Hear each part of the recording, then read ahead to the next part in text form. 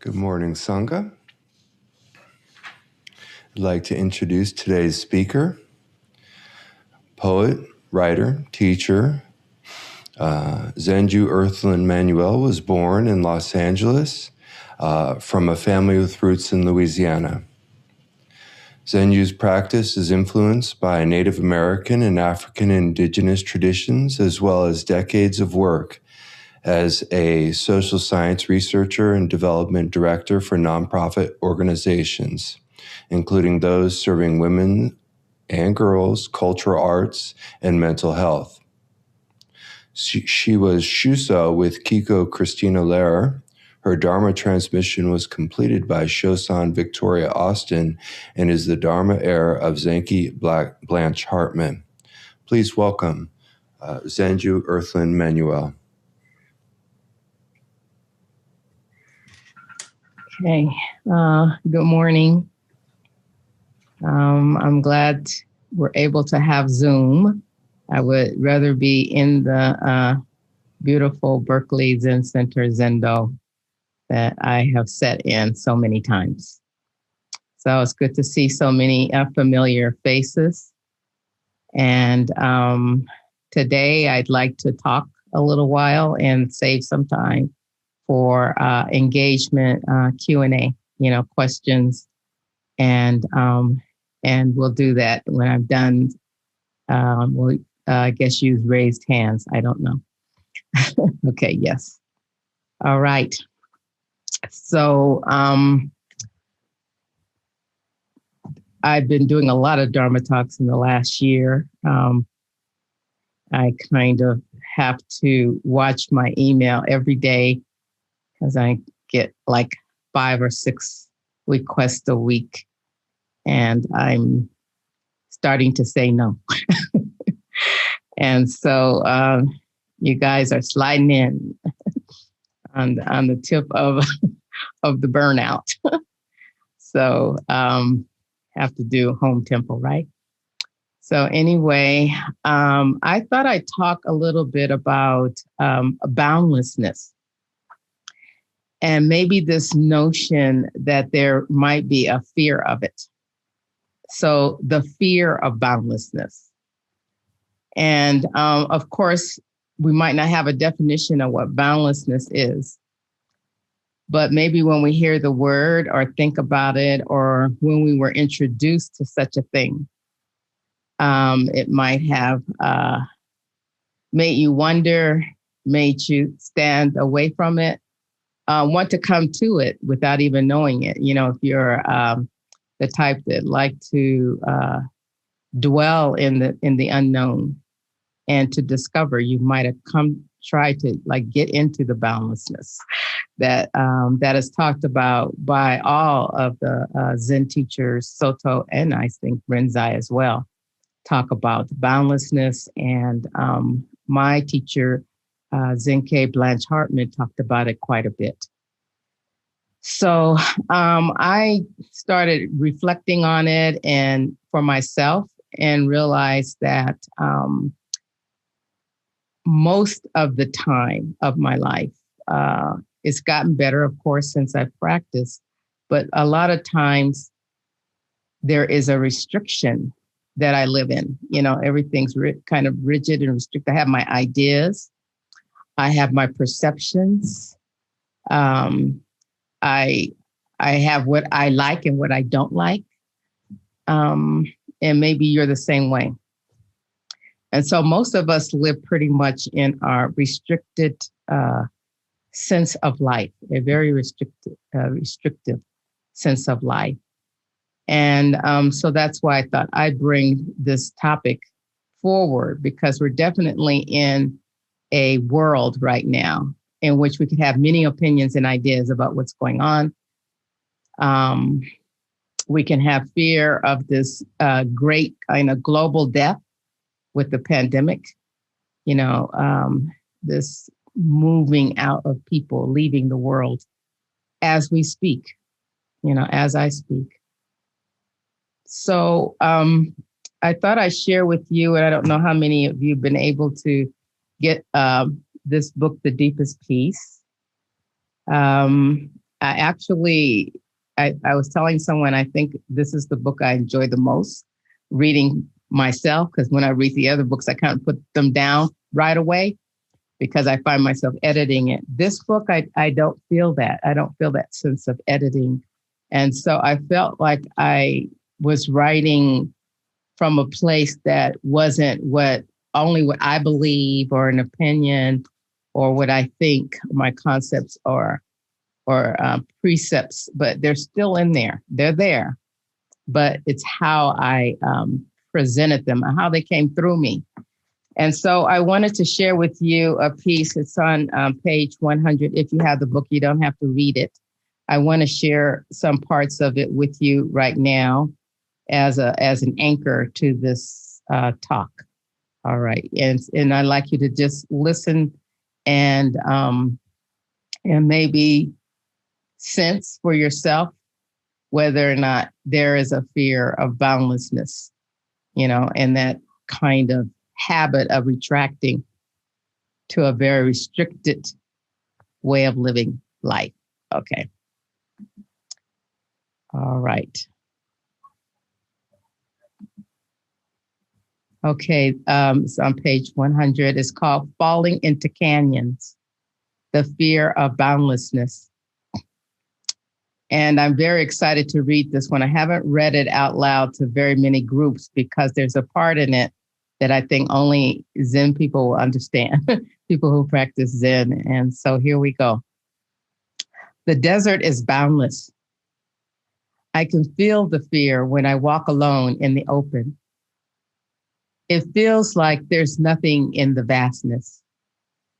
There's nothing to hide behind or hold onto. For this same reason, I always feared going to the Grand Canyon. It was no different than my fear of swimming in the ocean. In my small mind, something much larger than me was capable of snatching life.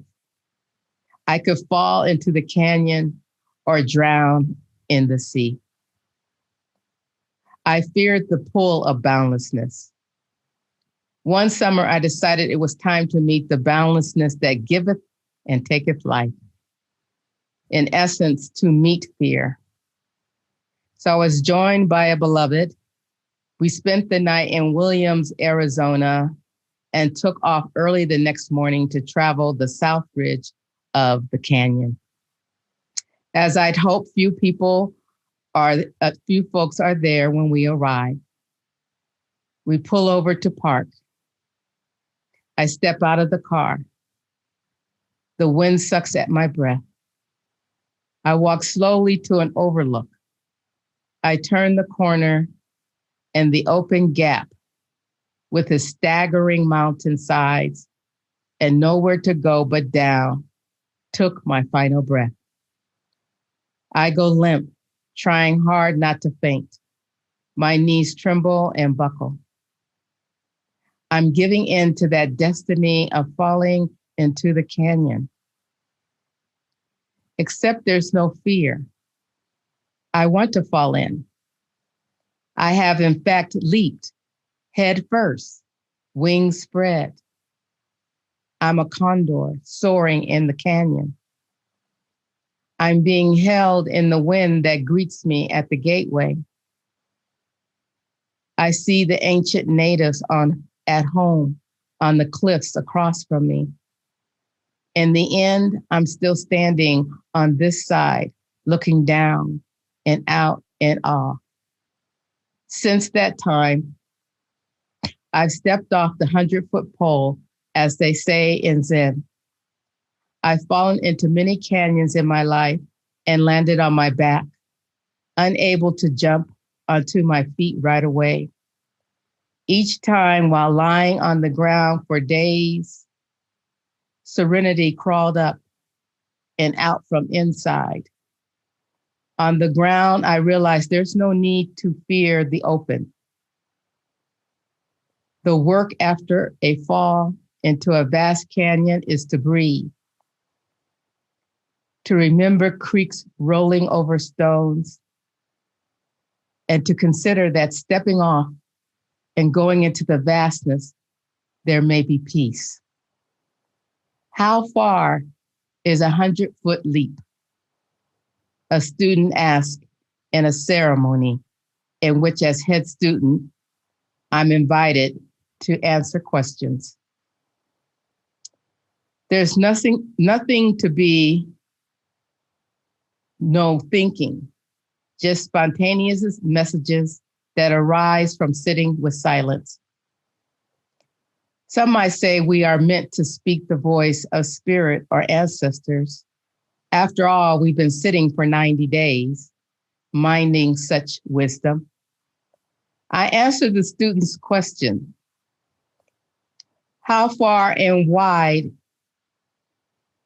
is it for you? The student repeats the question, but Shusho, how far is a 100-foot leap? I pause and look the student in the eye. I don't know. How far is it? The student asked the question again with great frustration. How far is a 100-foot leap? I answer. Only you'll know when you leap. I then pound the staff I'm holding on the piece of the wood at my feet, driving the inquiry into the earth and giving it over from our small minds to the vastness from which the question arrived. The pounding allows the inquiry to stand still so that it can evolve into wisdom, so that it can be suspended in the vastness and not be weighed down by the mind. How far does one fall when stepping off a 100-foot pole? Better yet, how do we step off a 100-foot pole without falling? Okay, that's only a part of it. So I love that that exchange I had as a Shuso. I remembered it very well, and going back and forth, and the person still being frustrated in the end. And I haven't read that one out loud to very many places because I think they might not really understand maybe completely what the experience is like of being a Shuso or jumping off a 100-foot pole or leaping off one. So I would like to invite you in your heart and mind to consider what it would look like in your life if you were to take a leap from that place you sit, that place of concepts, opinions, and ideas and how you see the world, to take a leap off of that and consider that part, that rigid part, as this 100 feet, maybe even higher, to jump off of it and then see how you feel and where you think you might land, and whether or not there's a feeling inside you that will make you feel there's no peace in that, and there's no serenity in that. And like I said, in the peace, for me, serenity kind of crawls out when we're on the ground. It's already inside. And so often we want that serenity and peace to come from legislation, to come from a movement, to come from a teacher, a spiritual teacher, to come from any place but ourselves. And we're afraid of that part, like, oh, if it comes from me, then nothing's going to happen. It's not going to be very effective in the world. That feels kind of self-indulgent. You might think that way. But what I found in my years is that the suffering that is available in my own life in people around me, it's the place in which the peace and serenity comes from, right where I am. So to be in that place, I have to take a leap. I have to stand aside. I have to stand away for a moment of what I believe and what I am thinking and feeling. Coming into Zen practice was that experience for me, to step aside, to take a leap. I took a leap, coming into the practice, and especially a practice where it really can't be explained before you participate. You can't have it all explained. Can you explain that chant to me? What is it saying? What are you doing? Why are you it's just too many questions, right? And that's because there is this ceremonial aspect to Zen and ritual aspect to it that is often misunderstood by those who come into practice Zen. I think most people are in the world, especially as mindfulness becomes very much popular, that you come and you sit for a minute, and then here comes Buddha TV. That's the Dharma talk, Buddha TV, and then you're done. And so when that doesn't happen, are you waiting all day for the talk, in a Zen sesshin, or everything else is going on. The rituals, the ceremonies, the bowing, this chanting is all going on, but you're waiting for the talk. And it's really the talk is, I always say, is not it. The talk hopefully is a guide. So when I would hear the talks, as a person, it's great for people who are beginners like I was to hear and listen. But if it's Zen teachings, oftentimes it seems a little bit too abstract. It's not grounded, enough. So I expected the ground to be presented to me before I took the leap. I said, I need to know where I'm leaping to, where I'm going here. And but eventually I got that the ground was right here, that this earth, and I'm glad I'm named Earthlyn too. This earth is a very powerful place to be, and can also be that foundation in which I jump off into. I take the leap into. So to take the leap into this vast earth here, definitely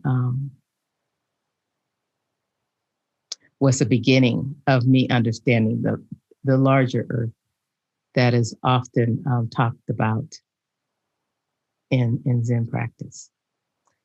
So when I wrote the book, The Deepest Peace, there was an effort to not write from the I, even though I'm speaking that way today. And it was very difficult because, things didn't make sense to me. Eventually, I gave that manuscript to the publisher and they were like, where's the I? There's no I's in here.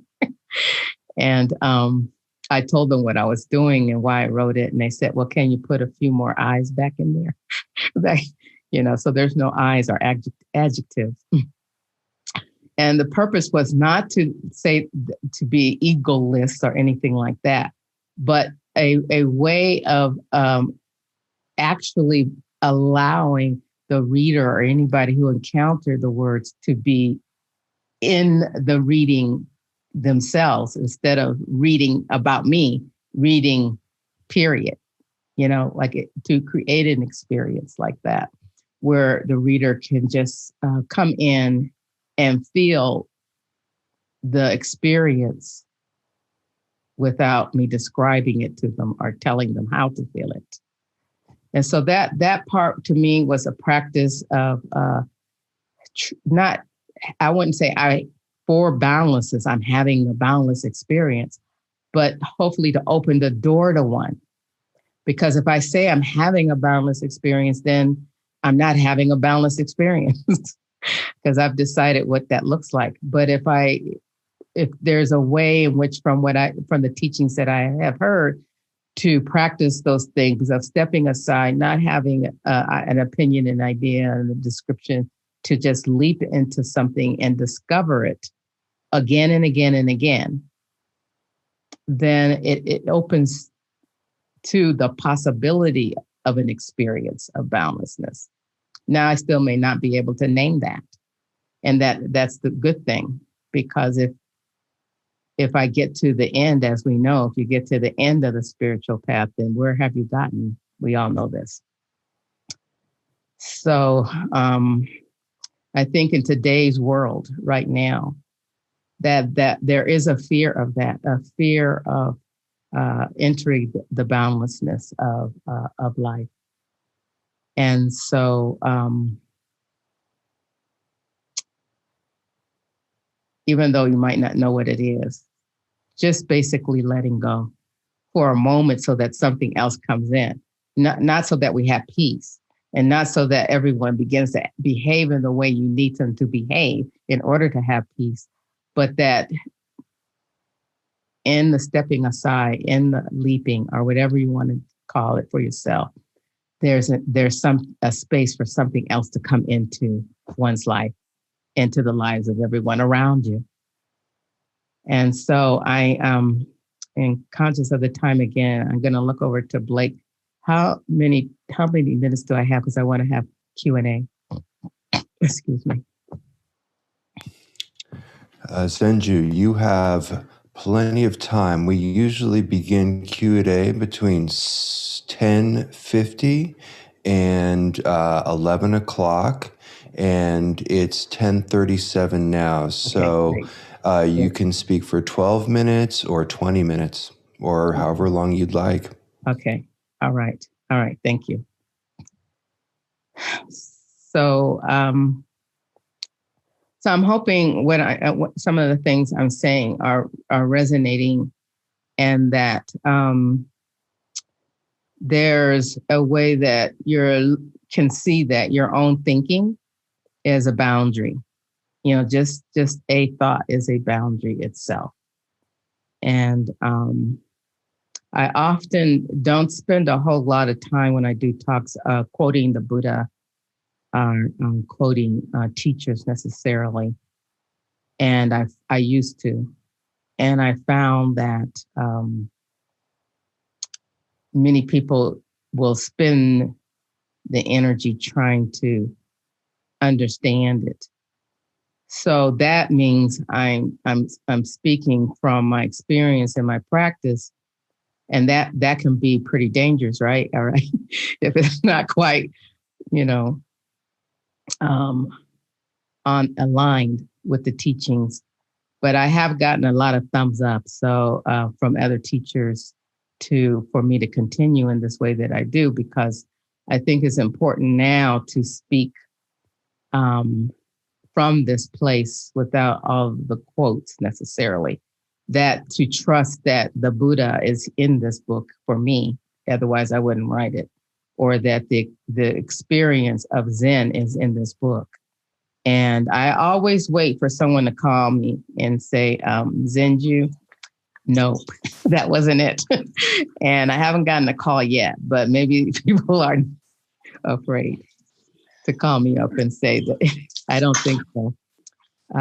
So I really am encouraging at this time is for people to look at their perceptions and conceptions and to see if the boundary of them can be moved from where you have placed it, where your thoughts can be moved. Even at this moment, what thoughts do you have that you came in with today to sit and thoughts you're having right now in the moment that can be changed, or not even changed, just moving that boundary of the perception, or just moving it and not filling it in. I know Zenju Earthlyn Manuel. I remember when she was just Earthlyn Manuel, or whatever, and just kind of just moving that and then saying, I know her, I know her, I know her, way out there. And then just seeing where you're left with this person that's speaking to you right now. and that you're willing to sit and listen to and engage. And so I think it's important to, take some of this action and reflection in our lives so that we can see where the boundaries are, where we can move them, and whether or not we have a fear of boundlessness, um, and whether or not we have our fantasy, our mind says, oh, I think if I let go of that, and I remember that when I first started practicing, if I let go of that, then, what kind of person am I going to be? Who am I going to be? And then even like adding a name, Zenju, onto, well, who's that? Who is Zenju? And there was a little bit of a struggle around that because I always felt that if someone names you, you should use it. And so Blanche and I had a struggle around that one because I wanted to use Ekai, which is my first name, Ekai, Zenju. And she said, no, you don't use Ekai. That's informal. And I said, oh, okay. She said, it has to be Zenju. So I said, no, I didn't want to use Zenju. I wanted Ekai because Ekai had an E like Earthlyn. You see how superficial? I had an E like Earthlyn. And so I still have EM. You're still be like holding on. And then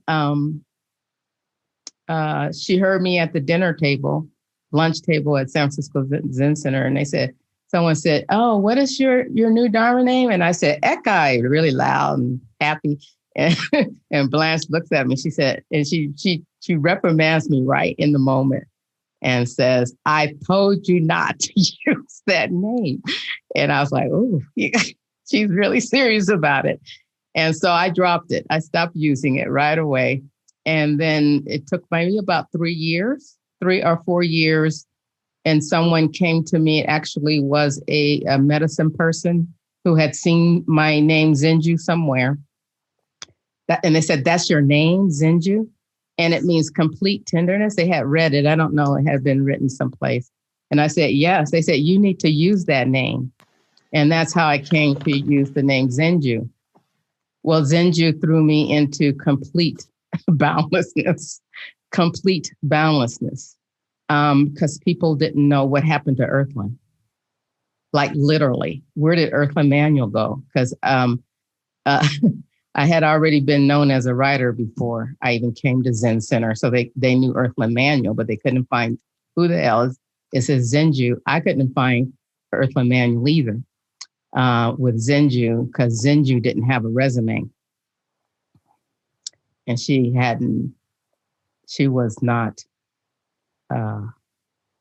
who I knew.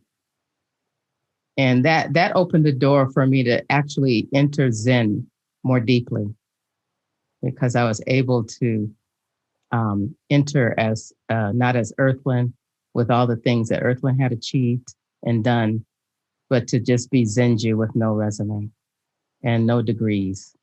Like she didn't have it, I had all the degrees, BA, MA, doctorate, all of it.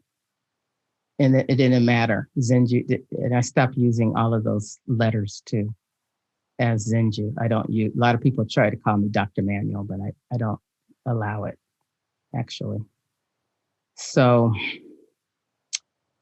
and I got all of those degrees. I got my master's at 21, something like that. So I was very young, UCLA.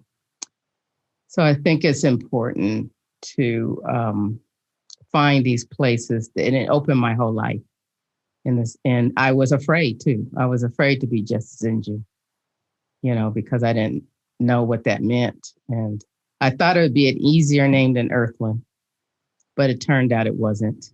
It's for some reason hard for people to say. I'm still shocked. I kind of have to say Zen over and over. Zen. So Zenju.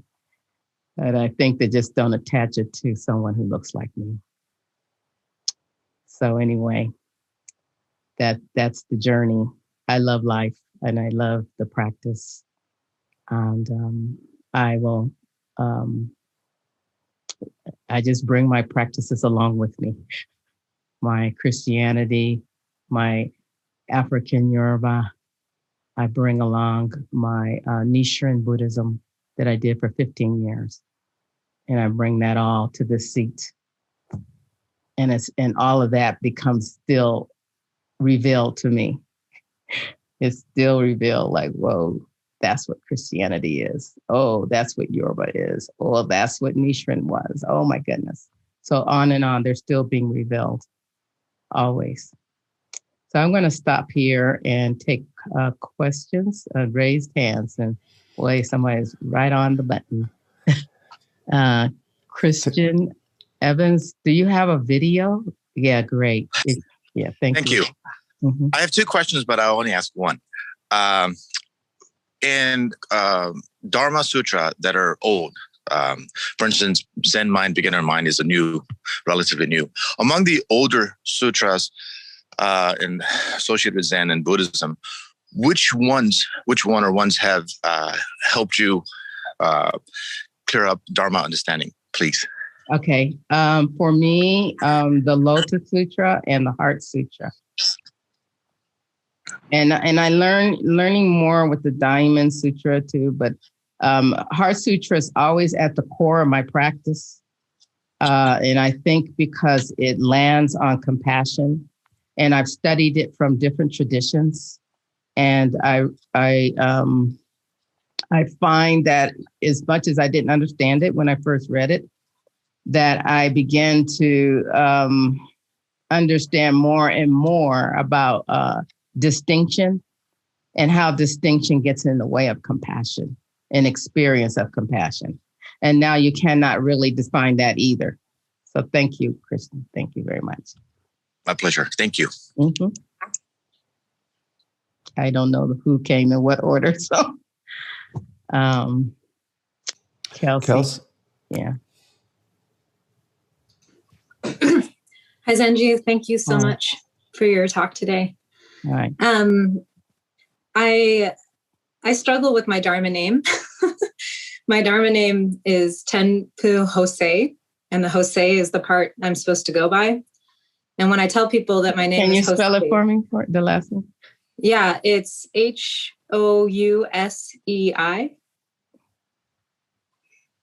Yeah. When I tell people my name is Hosei, I get a lot of questioning. What do you mean? So I just related to that. And I've gone back and forth between going as Kelsey or as Hosei in the Zen world. I think you have to. I was really glad someone suggested that I put it down for 3 years after Jukai, and I waited for it to come to me, and it came to me from someone else back to me.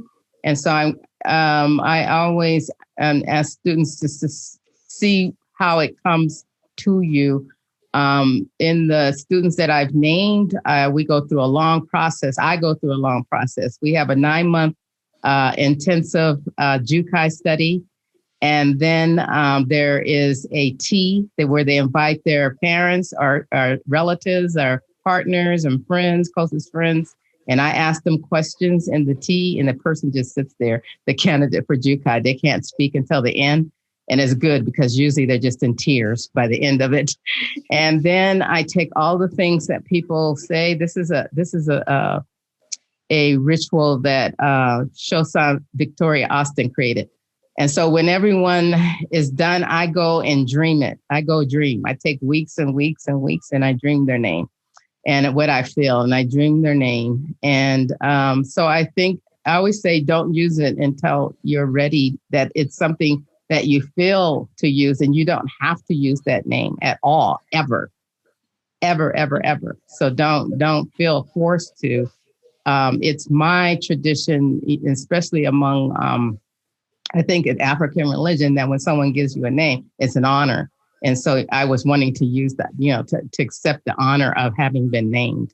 But I realized that wasn't the situation. I had to push the boundary. That wasn't the situation where the Zen practice, that I had to do it in that way. So it sounds like there's still, for you, just settling on your practice and seeing how the meaning of that, of the name comes through as you practice, and not to worry about what people said, say to you. People have said some kind of really interesting things to me around my name, which is like, that's just in their minds. And so that's okay, but I understand how the sound of your name can be, confusing to people, for you to say Jose. And I would be Jose, maybe learning more how to say it with a Japanese, the real Japanese, because it's sounding a little Spanish, right?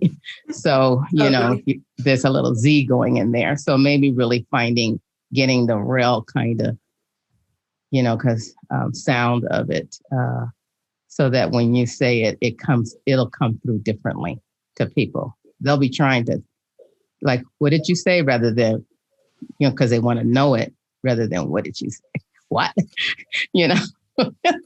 Rather than some conflict there.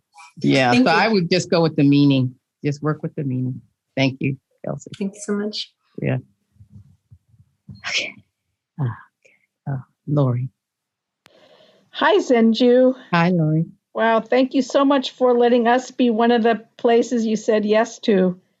I resonated with so much of what you said. And when you said, how do you step off the 100-foot pole without falling? I know, and your whole talk has been very much about groundedness and finding your ground and finding the ground. But what popped into my mind when you said that is, you have to fly. That's the only way. That's it. And I really feel like that's something you do on your own. Flying somehow is so, like what you were saying about how you find it within. So I don't know if you have any. Yeah, I did speak about flying. Like, when I got to the edge of the canyon, I felt like I flew like a condor, right. And I was very surprised of that feeling. And I go, oh, I'm not afraid, as I fly. And they're the California condors down there, not the other ones from South America. But so they're flying there all the time. So that's why that came as an image. But I do feel like it is, flying or swimming in the ocean. It still can be. Is really the point is the vastness. Can you be in it? Can you be in the vastness and still, live your life and feel engaged in this life? So it's the simultaneity of embodiment and boundlessness. Yeah. The integration of it. We're either one and the other something over there that we might make up like, oh, I'm feeling very boundless because, I don't believe in this and believe in that. So I'm boundless, but that may not be boundlessness for you. Or I'm embodied, I need to be embodied, and then I stay over here embodied so that I can understand and be engaged in the world as I am embodied. Now, of course, I've been in both of these places, and I might revert to those places. But what I found in Zen and through Zazen and through ritual and ceremony, that in those places and in that breath is the opportunity and the chance for integration of the embodied and boundless experience, because it's the integration, not the going over here and then the going over there, for one or the other. So when we're doing this practice, that's for me, that was how I was able to experience what we call Zen, but Zen is also, right, undefinable. But, it's breath and it's the offering of the incense. To offer incense in the midst of internalized impression was very powerful for me, very powerful. And then I can hopefully transmit that feeling in my life by my presence. Now, I'm not going out to like, who needs to be transmitted? Maybe I should transmit something to you. I know I'm not into that, but definitely it's important to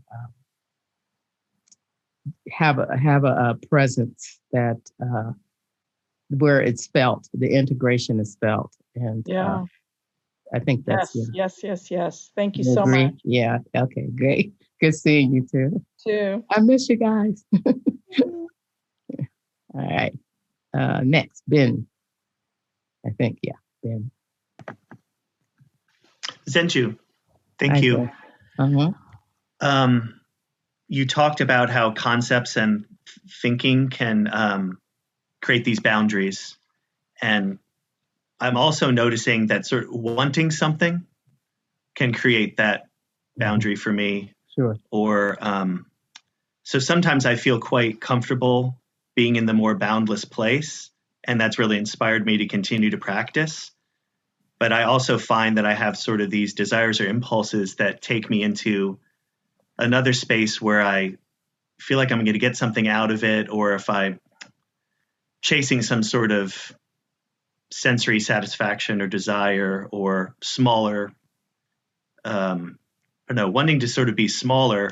But I find myself when I'm in that place no longer satisfied. Like I can feel that that's not real satisfaction. When you're no longer in what place? Excuse me, boundless? Yeah, when I'm sort of turning away from the boundlessness, maybe out of fear, maybe out of wanting something, maybe out of habitual ways of being. And maybe sometimes, I think of this quote from Suzuki Roshi that Sojin used to quote about, be careful, what you ask for in terms of, enlightenment or practice, because you might find that it's quite boring, which is only one side of it. But I have felt that where being in that less confined space can somehow be less exciting than some of these things I might have chased after more consistently. Anyway, I hope my question is coming to a point for you. But so I find myself stuck between the old place that no longer satisfies and the new place where I feel myself pulled away from sometimes. So, what do I do?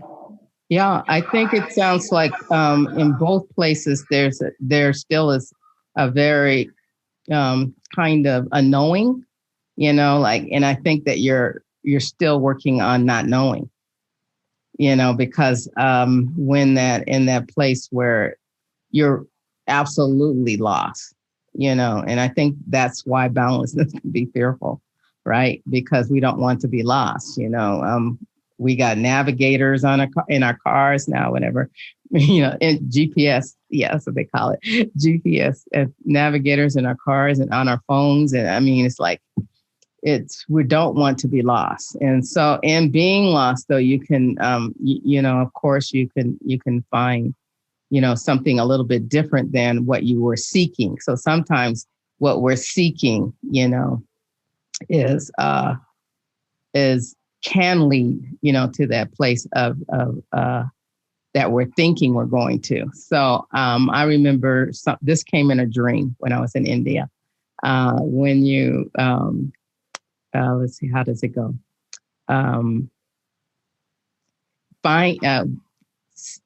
When you're seeking, you will find. And when you're being, you'll be found. It came in a dream, and I just held on to it for like 20 years. Seems like it's been that long. I'm not sure, maybe longer. So I think that there's still this place of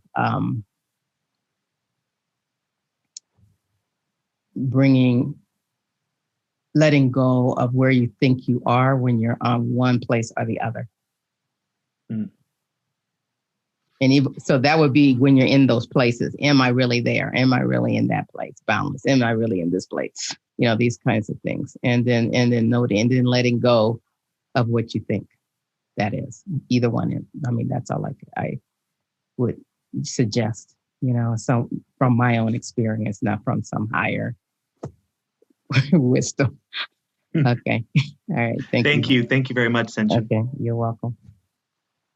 Okay. Let's see, I do something. Okay, Kristen. Okay.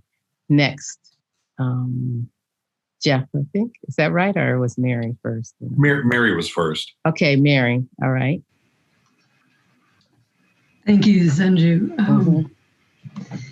I noticed in my body as soon as you started talking about boundlessness, this feeling that I recognize when I've heard people say there's nothing to hold on to. And the feeling has a component of fear to it on the one hand and excitement on the other. And it also feels like the same feeling when I'm on the verge of tears. There's sort of this mix. If I don't latch onto a definition, it's this blend of feeling. And I'm kind of struggling with the metaphor of groundlessness versus being grounded. And someone once said that jumping off the 100-foot pole is not the problem. The problem is if you imagine you hit the ground. That's right. And if there's no ground, there's no problem. So that's perfect, because that's exactly what I come to. Can I just say a little piece since you just brought this up for me? Thank you. And to say that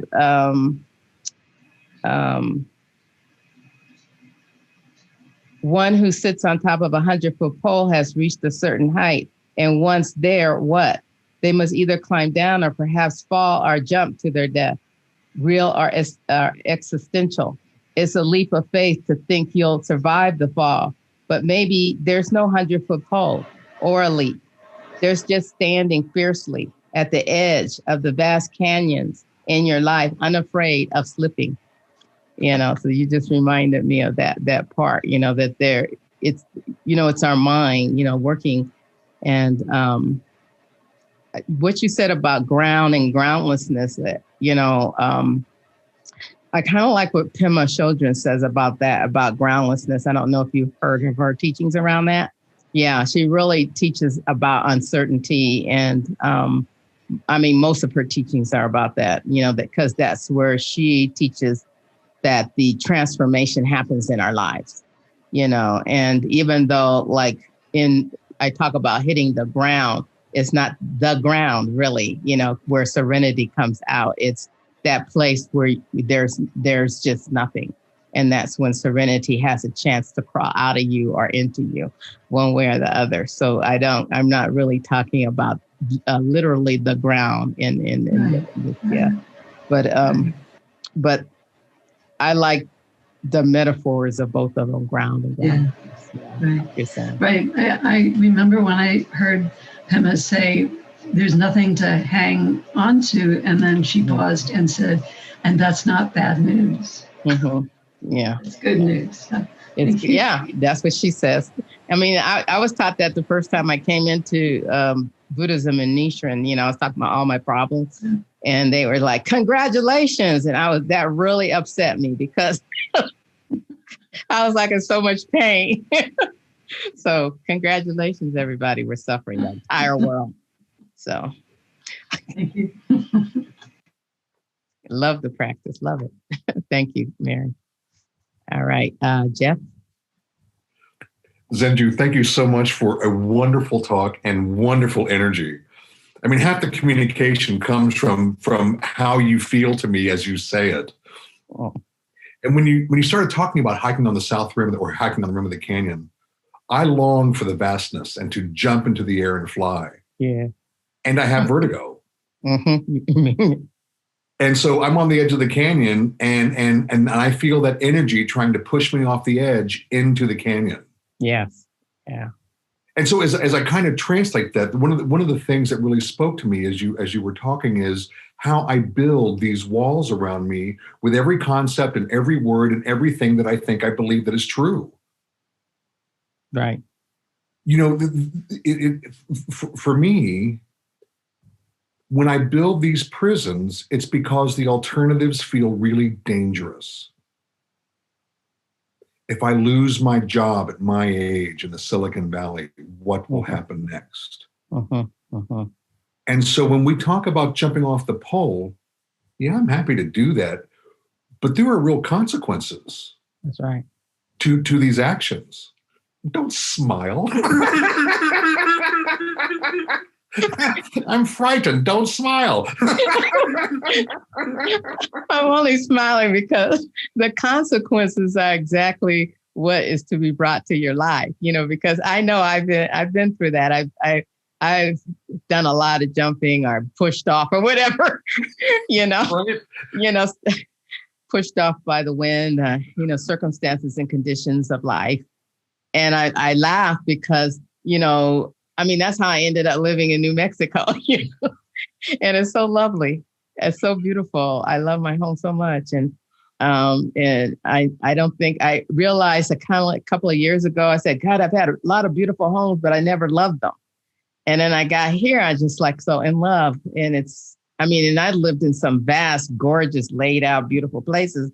And I just have this really small casita with a fireplace and a little kitchen, a little bit. I love it, And so I laugh at that because those are the things we're afraid of in the letting go. And I'm really glad I got pushed off or whatever, or I jumped in. A lot of times, my family are like, jumping into Zen was like, okay. My sister came to my ordination. I was so happy, and I said, I wonder what she's going to say, because, you're really, really bald, right? Completely to your skin, and she looks at me and she says, that's how I'd look if I cut my hair. And I was like, okay.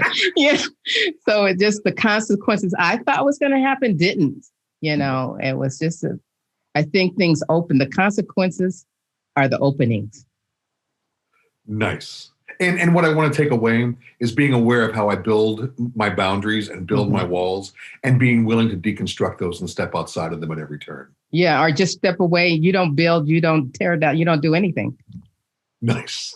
Yeah. That's even more of opening. Yeah. Thank you so much. It's really nice to get to listen to you. Okay, Jim. Okay. Oh, okay. Somebody has to keep telling me about time because I'm not watching it. Yes, we have time for one or two more questions. Okay. Yes. Daniel? Yes. Please. Great. Okay. Daniel. Zenju. Hi. Hi.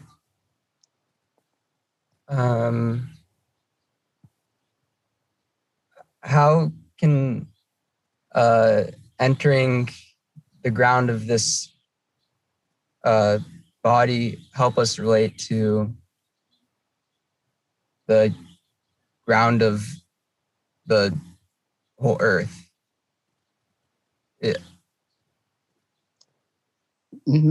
Okay. I think for me, and I only can go, every time I respond, I always let people know I don't have the answers, but I'll respond to anything. And my aunt told me about that when I was like 6 or 7, that I will answer anything, any question. So I haven't changed, but it's not an answer. And I'll just tell you, my experience is when I see things die in nature, die on the earth, and especially when I see even groups of people in tribes, and that they have come and gone, and so understanding the nature of things coming and going, and that is nature, and that's when I got, we're nature, we are nature, we come and go, and this body is nature, and even though we kind of attach a whole bunch of things to the body, it's still nature, and if you want to read a little bit more about that teaching from me, The Way of Tenderness, there's a whole section called Body as Nature. And in there, I began to experience myself as being nature. Now we are, because we're full of water, the heat, we're heated up. So there's fire. There's wind in our breath. We're everything that the earth is, everything that an animal, any other animal is, and anything that's alive and anything that will die. So the alive is that we know, like a lot of people say, we're the same because we're human. But I feel like we're the same because we're from the same source of life, whatever that source is. Some people may call it God. Whatever that source is, we're from that same source. Now, then from that source, there's the diversity, right? So, but that is, so that makes us the flower if we're from the same source, from the same mother. same light, if you want to even don't even put it in human terms, on the same light, then we're like related to the butterfly, and then we are related, in that sense, and then we're related to the earth because we're of the earth. When we have come and we will go, and when you get really sense that in and reflect on it, not force it into your mind, like, oh, that's really a nice idea, a nice romantic idea. Then don't do that part. Just when you see something dying, know it as yourself. When you see something coming alive, know it as yourself. That kind of thing. Thank you. Nice question, Dan. Okay, one more. Okay, Kurt. Okay. Hello. Yeah. Okay. I got it. Thank you so much, Zenju, for the wonderful talk. And thank you for speaking to that fear of boundlessness.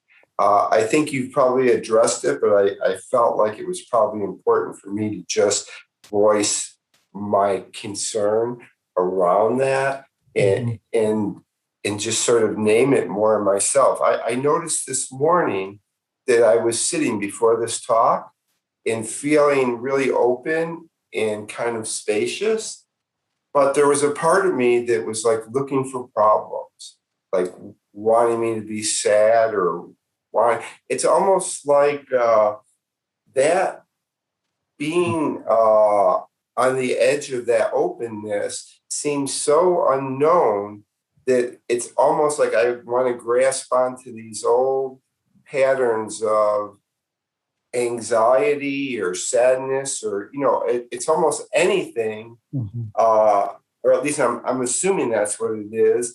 It seems almost better than that. And then when we were reading the Heart Sutra earlier, and it certainly isn't the first time it's occurred to me, but when it gets to that part of like no eye, no nose, no emotion, that can be kind of scary to me. It's like, well, what do you mean? And then there is that fear also that kind of Ben mentioned of like flatness, or then what, or I'm not having these feelings, and maybe I'd rather almost be sad or scared than nothing, and so I don't know any thoughts about. Yeah, a couple of thoughts came to mind, and that is oftentimes that's why chanting is really important. Chanting and movement before sitting, because those chants were created to espouse a feeling within us, a place within us when we chant them, so that we all come in with, going on in our heads when we come to sit. And then when we chant, at least with my experience, when I chant, and I always tell people, like, if you're really, your mind's really going crazy, just chant Kanzeon, Namo Busayo, Busu, and Yo, Busu, and just keep chanting and see how no thoughts are coming in there, just really chant, and so that's from my chanting, past I still chant, but I mean, with Nisha, we just chant through these things so that we're not sitting when we go to sit, we're not reifying our sitting and trying to meditate on a problem, that we've been kind of put, prepared for the silence by the chanting, bowing, offering incense, all these things prepare us for that. And so we can really, sometimes we kind of ignore the incense, we ignore the bowing, then we sit down and go, oh, okay. But all those things are to help prepare for that sitting practice. So you had said something, gosh, there were two things you said. I see if I can get back to it. So that's about holding on to some of the things. Oh gosh. Okay. I might have lost it. What I want to say. Yeah. Thank you. It's not so much like a holding on. It's almost like a wanting to create. Like I can be in that space, feeling kind of boundless. Not when I'm sitting, but just, but then my mind is like, are you sure you're boundless? Maybe you're a little sad. Maybe you're, it's almost like I'm trying to generate something. Right. Well, the mind's going to do that because it's trying to grab onto boundlessness. It's trying to grab on. So the no, no, no, no, no. Remember that chant, Heart Sutra, is, the wisdom of the Heart Sutra. What's the wisdom of the Heart Sutra? Compassion. That's the wisdom that's being taught in that chant. And so when we're chanting the no, no, no, that's no distinction, so that means, and saying with no self, that the reason why that is because there's nothing in and of itself. So there's no nose in and of itself. There's no eye, no ears, no.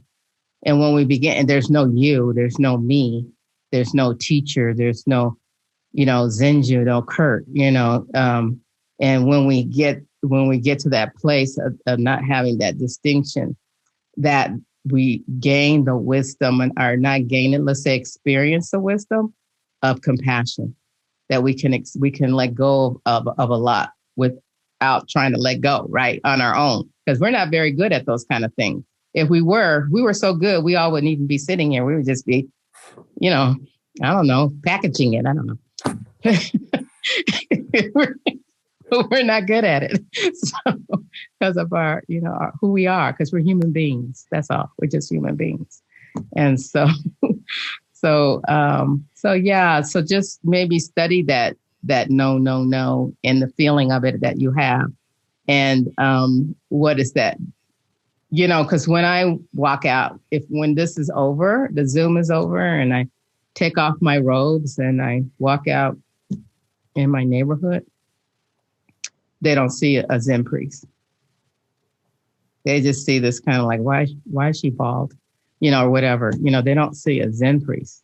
So that, there's situations, there's conditions, there's circumstances, all of that, kind of keeps us tight, rather than just saying, oh, there's a bald-headed woman, period.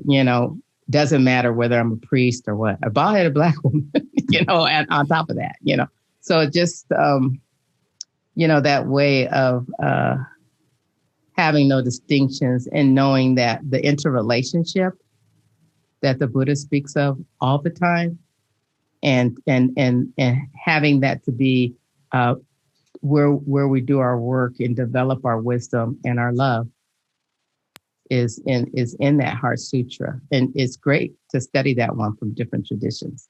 Very interesting.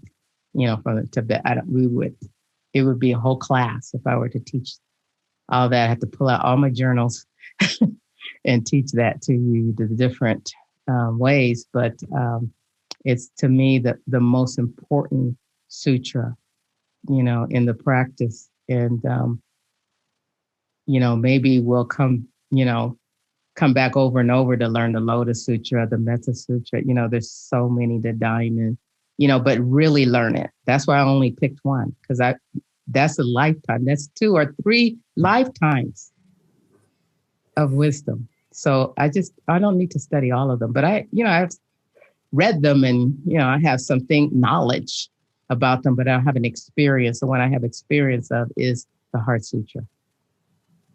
Yeah. Thank you. Thank you. Okay.